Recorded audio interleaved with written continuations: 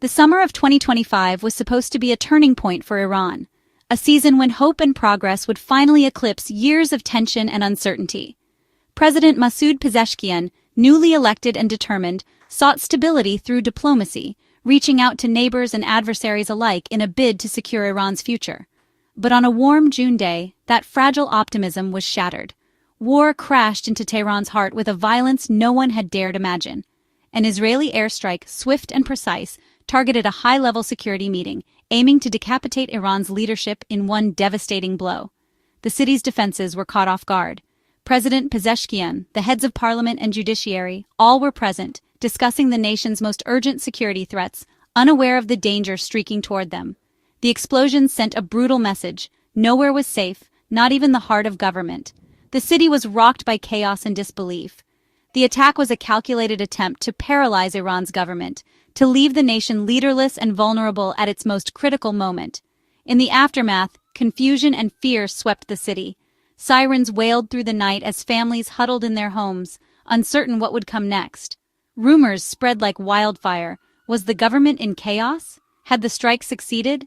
Was this just the beginning of something even worse? The world watched in shock as Iran's leader's fate hung in the balance, and the specter of a wider war loomed over the region. President Pezeshkian survived with a minor leg injury, but the psychological impact was profound. The attack left scars not just on bodies, but on the nation's collective psyche. The illusion that diplomacy could contain the Iran-Israel conflict was shattered in an instant. Trust, so painstakingly built, evaporated overnight. The region plunged into its most dangerous crisis in decades as old rivalries reignited and new alliances were tested by fire. The attack defined the 12-day war, a conflict that would reshape the Middle East's political landscape and leave a legacy of uncertainty for years to come. Paranoia and retaliation became the new order. Streets, once bustling with life, now bristled with suspicion and fear. Tehran was now the front line in a war with no rules, its people forced to navigate a new reality where every day brought fresh uncertainty and danger. The war didn't start with the Tehran strike. In fact, the seeds of conflict had been sown long before, with tensions simmering for months between Israel and Iran.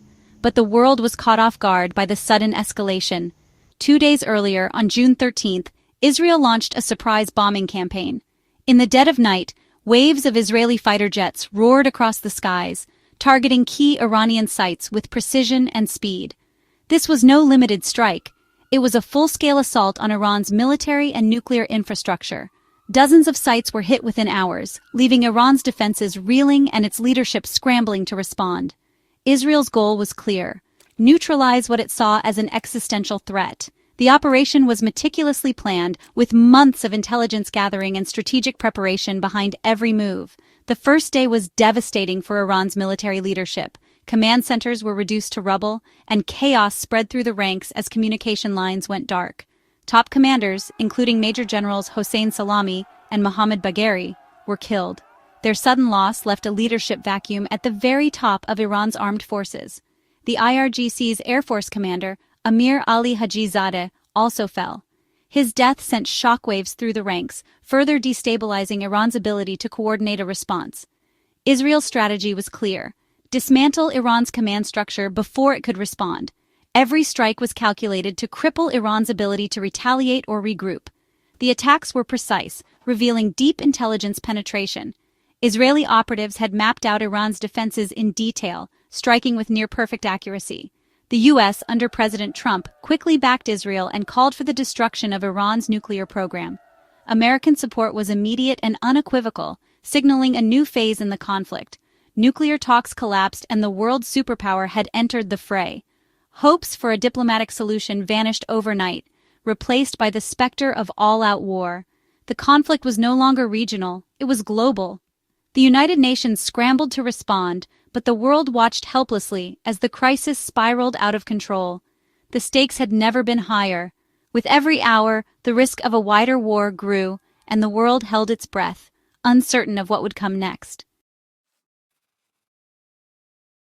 The Tehran airstrike was Israel's boldest move, a decapitation attempt modeled on its strike against Hezbollah's leader in 2024.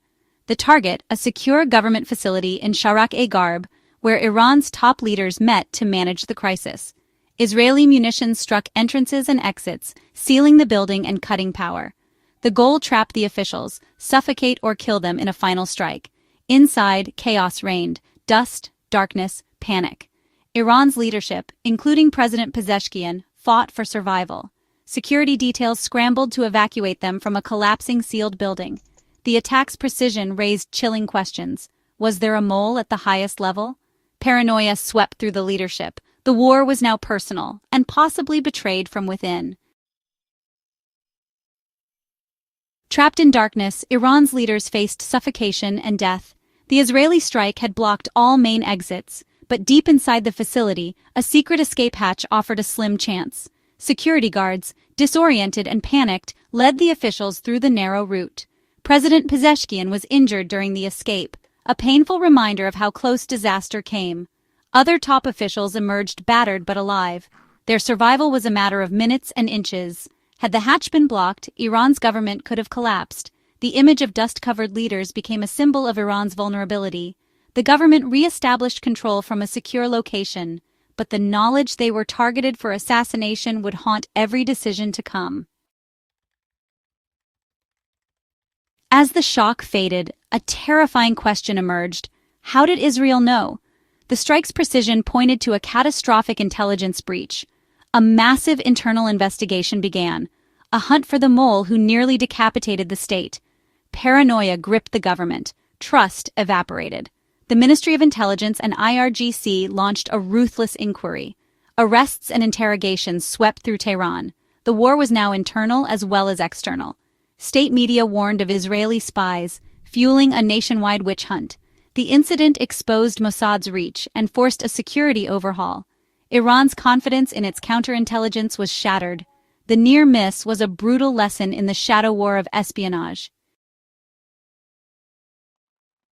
Israel's strategy was uncompromising: cripple Iran's military and nuclear capabilities fast. The Israeli leadership believed that only a swift, decisive blow could prevent Iran from retaliating or rebuilding its nuclear program. Every move was calculated, every target chosen to maximize shock and disruption. The world watched as Israel's Air Force launched wave after wave of precision strikes, aiming to paralyze Iran's command structure and military response. The strikes on commanders and the president were part of a doctrine of overwhelming force. Israel sought to decapitate Iran's leadership, hoping to sow confusion and fear among its adversaries. The message was clear: no one was untouchable, and resistance would be met with relentless power. The U.S., under President Trump, soon joined in, launching its own strikes on Iranian nuclear sites. American bombers and cruise missiles targeted facilities deep inside Iran, signaling that Washington was fully committed to Israel's campaign. The alliance between the two nations became unmistakable, and the world took notice. The conflict became a two-front war, with Iran facing two of the world's most advanced militaries. Israel targeted leadership. The U.S. focused on infrastructure, creating a devastating pincer movement. Iranian forces scrambled to respond, but the coordination between Israel and the U.S. left them reeling. The U.S. targeted nuclear infrastructure. Their strikes aimed to cripple Iran's ability to enrich uranium or produce weapons-grade material, setting back the nuclear program by years, if not decades. Iran's air defenses were overwhelmed. Radar sites and missile batteries were destroyed in the opening hours. Diplomatic engagement was shattered. Nuclear talks were dead. The international community's hopes for a peaceful resolution evaporated almost overnight. For Iran, this was a nightmare realized. Its two main adversaries acting in concert. The sense of isolation and vulnerability grew as news spread across the country. The U.S. involvement raised the stakes, limiting Iran's options for retaliation. Any direct attack on American forces could trigger a much larger war, one Iran knew it could not win. Direct attacks on U.S. forces risked devastating escalation. American bases across the region went on high alert, bracing for possible Iranian counterstrikes. Iran turned to asymmetric tactics, drones and missiles against Israel. Unable to match its adversaries in open battle, Iran relied on surprise and unpredictability, hoping to inflict pain and buy time. The two-front war boxed Iran in, forcing caution and desperation. Iranian commanders faced impossible choices, knowing that any misstep could bring even greater destruction. The region was now on a knife's edge. Tensions soared as neighboring countries braced for the conflict to spill across borders, threatening to ignite a wider war. The world watched, fearing what might come next. The fate of the Middle East, and perhaps the world, hung in the balance as the crisis deepened. The 12-day war was brief but brutal, especially for Iran. Over 1,000 Iranians died, many civilians caught in the crossfire. The destruction fueled national anger and grief. Israel's failed assassination attempt on Supreme Leader Khamenei was nearly as consequential as the attack on the president. His survival kept the state from total collapse. Iran retaliated with drone and missile strikes, some breaching Israel's defenses and killing 28 people. The war's toll was felt on both sides. No one was truly safe. Khamenei's absence after the ceasefire fueled rumors and uncertainty. His eventual reappearance projected stability, but the leadership's fragility was exposed. The war left deep scars and a sense of vulnerability across the region. After 12 days, the guns fell silent. The U.S., having crippled Iran's nuclear program, brokered a fragile ceasefire. Both Iran and Israel paid a heavy price. Israel's military success came at the cost of galvanizing Iranian anger. Iran, battered but unbroken, survived and struck back, if only symbolically. The assassination attempt and loss of generals triggered a fierce security crackdown. Mossad agents and collaborators were hunted. Public executions followed. Fear and suspicion gripped Iran. Ordinary people suffered loss, destruction, and economic hardship. In Israel, missile alerts and casualties shattered any sense of safety. The war left both societies more vulnerable and less hopeful. A senior Iranian official warned Israel would pay a price for the attempt on the president. The war was over, but the conflict had only entered a new, more dangerous phase. The 12-day war of June 2025 left a permanent scar on the Middle East. For Iran, it was a lesson in vulnerability and a trigger for paranoia and militarization. President Pezeshkian later confirmed the assassination attempt, framing his survival as a victory. Israel saw tactical success but failed to decapitate the regime. The war likely accelerated Iran's nuclear ambitions, making future conflict more likely.